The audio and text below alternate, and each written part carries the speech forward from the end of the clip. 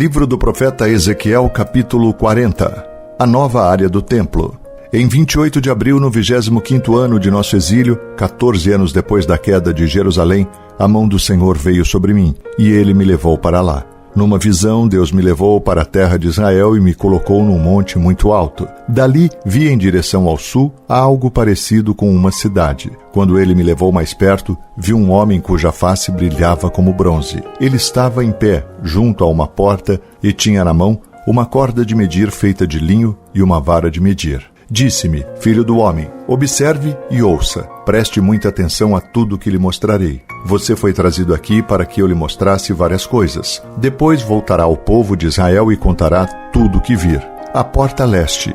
Vi um muro que cercava completamente a área do templo. O homem pegou a vara de medir de 3 metros de comprimento e com ela mediu o muro, que tinha 3 metros de espessura e 3 metros de altura. Em seguida, foi à porta leste. Subiu os degraus e mediu a soleira da porta, que tinha 3 metros de profundidade. Na passagem de entrada, havia salas para guardas de cada lado. Cada uma das salas era quadrada e media 3 metros de cada lado, e a distância entre elas era de 2,5 metros ao longo da parede da passagem. A soleira interna da porta, que dava para o pórtico da extremidade interna da passagem de entrada, tinha 3 metros de profundidade. Ele também mediu o pórtico. Tinha 4 metros de extensão e suas colunas tinham 1 metro de espessura. Esse pórtico era a extremidade interna da passagem da entrada e era voltado para o templo. Havia 3 salas de cada lado da passagem de entrada. Cada uma tinha as mesmas medidas e as paredes entre elas também eram idênticas. Então um homem mediu a porta de entrada, que tinha 5 metros de largura e 6,5 metros de comprimento na passagem. Em frente a cada sala havia uma mureta com 0,5 metro de altura. As salas propriamente ditas tinham 3 metros de cada lado. Então ele mediu toda a largura da porta, a distância desde a parede dos fundos de uma sala para guardas até a parede dos fundos de outra sala. Essa distância era de 12,5 metros. Mediu as paredes divisórias ao longo de todo o interior da passagem até o pórtico. A distância era de 30 metros. O comprimento total da passagem de uma extremidade à outra era de 25 metros. Nas paredes das salas e em suas paredes divisórias havia janelas embutidas que se estreitavam em direção à parte interna. Também havia janelas no pórtico. As superfícies das paredes divisórias eram enfeitadas com entalhes de palmeiras. O pátio externo. Então o homem me levou pela entrada até o pátio externo do templo. Ao longo das paredes do pátio havia uma calçada, e junto às paredes havia 30 salas que abriam para a calçada. A calçada ladeava as portas, e o seu comprimento desde os muros até o pátio era o mesmo da passagem de entrada. Essa era a calçada inferior. Em seguida, o homem mediu a largura do pátio externo do templo, entre a entrada externa e a interna, e a distância era de 50 metros. A porta norte. O homem mediu a porta norte da mesma forma que a leste. Também havia 3 salas e um pórtico. Todas as medidas eram iguais à da porta leste. A passagem de entrada tinha 25 metros de comprimento e 12,5 metros de largura entre as paredes dos fundos de uma sala para guardas e a parede dos fundos de outra sala. As janelas, o pórtico e os enfeites de palmeiras eram idênticos aos da porta leste. Havia 7 degraus que davam para a passagem da entrada, e o pórtico ficava na extremidade interna da passagem de entrada. Do lado norte, como do lado leste, havia outra porta que dava para o pátio interno do templo, oposta à entrada externa. A distância entre as duas entradas era de 50 metros. A porta sul. Então o homem me levou à porta sul e mediu suas partes. E eram extremamente iguais às medidas das outras portas. Tinha janelas ao longo das paredes como as outras, e um pórtico no qual a passagem de entrada abria para o pátio externo. E como nas outras portas, a passagem de entrada tinha 25 metros de comprimento e 12,5 metros de largura. Essa entrada também tinha uma escada com 7 degraus que dava para ela, um pórtico na extremidade interna e enfeites de palmeiras nas paredes divisórias. E aqui também havia outra entrada que dava para o pátio interno, oposta à entrada externa.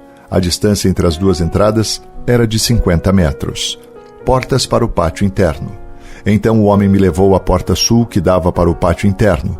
Ele a mediu e tinha as mesmas medidas das outras portas. Suas salas para guardas, suas paredes divisórias e seu pórtico eram do mesmo tamanho das outras portas. E havia janelas ao longo das paredes e no pórtico. E como nas outras portas, a passagem de entrada tinha 25 metros de comprimento e 12 metros e meio de largura.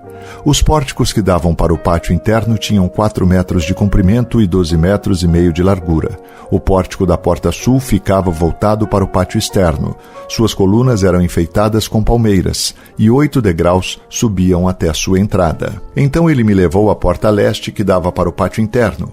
Ele a mediu e tinha as mesmas medidas das outras portas. Suas salas para guarda, suas paredes divisórias e seu pórtico eram do mesmo tamanho das outras portas, e havia janelas ao longo das paredes e no pórtico. A passagem da entrada tinha 25 metros de comprimento, 12 metros e meio de largura. Seu pórtico ficava voltado para o pátio externo. Suas colunas eram enfeitadas com palmeiras, e 8 degraus subiam até sua entrada. Então ele me levou para a porta norte, que dava para o pátio interno. Ele a mediu e tinha as mesmas medidas das outras portas. Suas salas para guarda, suas paredes divisórias e seu pórtico tinham as mesmas medidas das outras portas e janelas, dispostas da mesma forma. A entrada da passagem tinha 25 metros de comprimento e 12 metros e meio de largura. Seu pórtico ficava voltado para o pátio externo. Suas colunas eram enfeitadas com palmeiras, e 8 degraus subiam até sua entrada. Sala para o preparo dos sacrifícios. No pórtico de uma das entradas internas havia uma porta que dava para uma sala lateral, onde era levada a carne para os holocaustos. De cada lado desse pórtico havia 2 mesas, onde os animais para os sacrifícios eram abatidos para os holocaustos, as ofertas pelo pecado e as ofertas pela culpa. Do lado de fora do pórtico, de cada lado das escadas que subiam para a entrada norte, havia mais 2 mesas. Havia, portanto, 8 mesas no total, 4 do lado de dentro e 4 do lado de fora, onde se abatiam os sacrifícios. Também havia 4 mesas de pedra cortada para o preparo dos holocaustos, cada uma com 75 centímetros de comprimento e de largura e 50 centímetros de altura. Sobre estas mesas eram colocados os instrumentos para abater os animais para os sacrifícios. Havia ganchos, cada um com 8 centímetros de comprimento, presos ao redor das paredes do pórtico. A carne dos sacrifícios era colocada sobre as mesas. Sala para os sacerdotes. Dentro do pátio interno havia 2 salas, uma ao lado da porta norte voltada para o sul e outra ao lado da porta sul voltada para o norte. E o homem me disse: a sala ao lado da porta norte é para os sacerdotes que supervisionam a manutenção do templo. A sala ao lado da porta sul é para os sacerdotes encarregados do altar, os descendentes de Zadok, pois somente eles, dentre todos os levitas, podem se aproximar do Senhor para servir diante dele. O pátio interno e o templo. Então o homem mediu o pátio interno, e era um quadrado com 50 metros de largura e 50 metros de comprimento.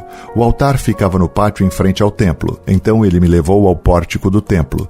Mediu as paredes de ambos os lados da passagem para o pórtico, e tinham 2,5 metros de espessura. A entrada propriamente dita tinha 7 metros de largura, e as paredes de cada lado da entrada tinham mais 1,5 metro de comprimento. O pórtico tinha 10 metros de largura e 6 metros de profundidade. 10 degraus subiam para ele, com uma coluna de cada lado.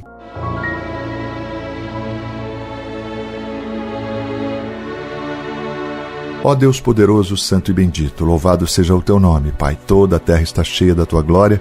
Santo, santo, santo é o Senhor. Obrigado, Pai, por tua palavra que traz instrução, sabedoria, conhecimento ao nosso coração. Obrigado por Cristo Jesus, o nosso Senhor, plano perfeito de salvação para cada um de nós. Somos tão gratos a ti, Pai, por tua bondade e por tua misericórdia. Pedimos as suas bênçãos e a sua proteção em mais um dia. Guarda-nos, Senhor, e livra-nos de todo o mal. Oramos a ti agradecidos no precioso, santo e bendito nome de Jesus, nome que está acima de todo nome. Amém e amém. Graças a Deus.